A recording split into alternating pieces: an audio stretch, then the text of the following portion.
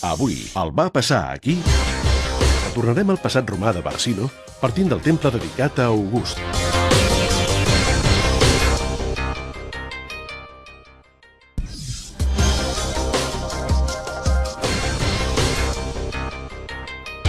Va ser un gran temple en època romana que es podia veure des dels afores de la ciutat. Aquesta història va passar aquí.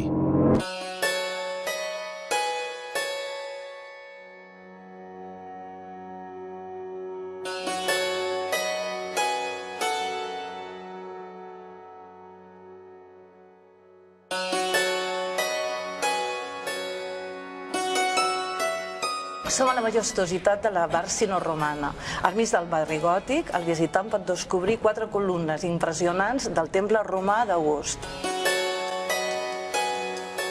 Aquest temple romà era un temple majestuós per al poc que era la ciutat de Barsino.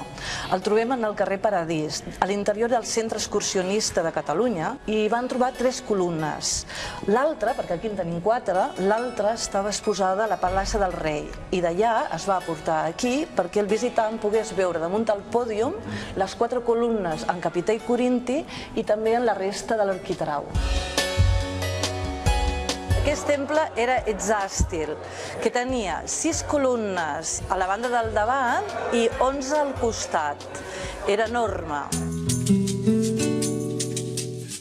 Els romans van construir el temple de Barsino a la part més alta de la ciutat, el que després es va dir Mont Àver.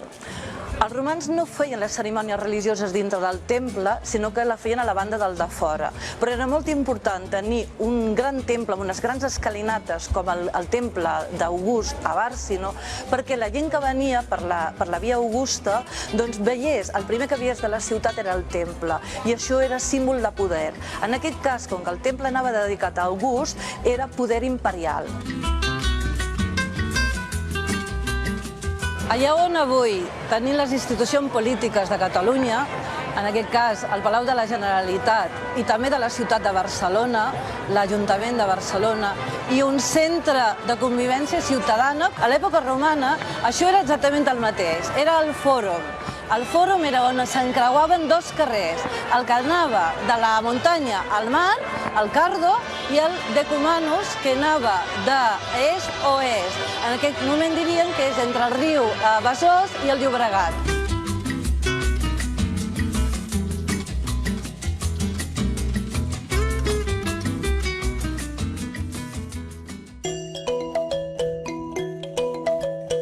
En el segle I, Barsino era una ciutat petita. No tenia menys de 10 hectàrees i vivien uns 2.000 habitants. Però gràcies al comerç i la situació geoestratègica de la zona va agafant embranzida en detriment d'altres ciutats importants com Tàrraco o Empúries. I en el segle IV, tot i que l'imperi era convulsa i tenia una sèrie de crisis polítiques i militars, Barsino es va fer poderosa per al comerç i es va fortificar.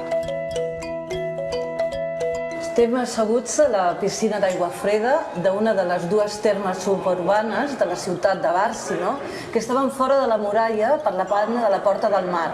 I anaven molt bé per a la gent que arribava per mar, per netejar-se, per posar-se a punt per entrar dintre de la ciutat.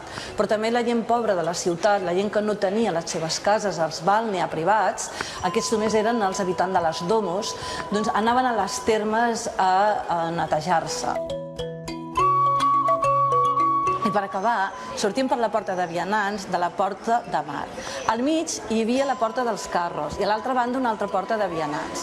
Però aquest accés va quedar tapiat per la muralla del segle IV. És interessant visitar la Barsino romana, la Barsino que conviu en la Barcelona actual, i entrar en el Museu d'Història de Barcelona per veure les domus romanes, les cases senyorials, els tallers i, si no podeu, o també a la vegada, una fantàstica app en 3D que ens porta a la Barsino romana.